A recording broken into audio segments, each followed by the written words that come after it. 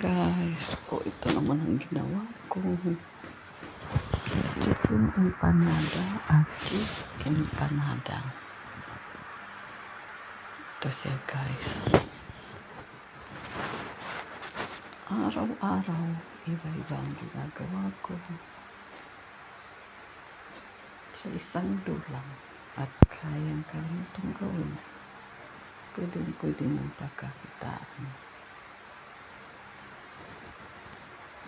Isang dulang ito, guys.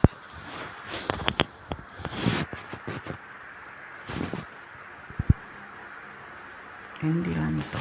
Kung ano ang nagagawa ko sa isang dulang.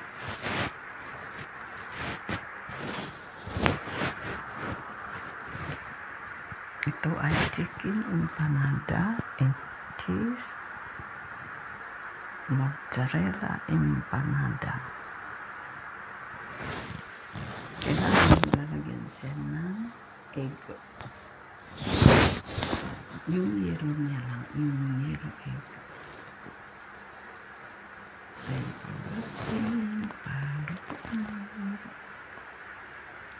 isasalang ko na, guys.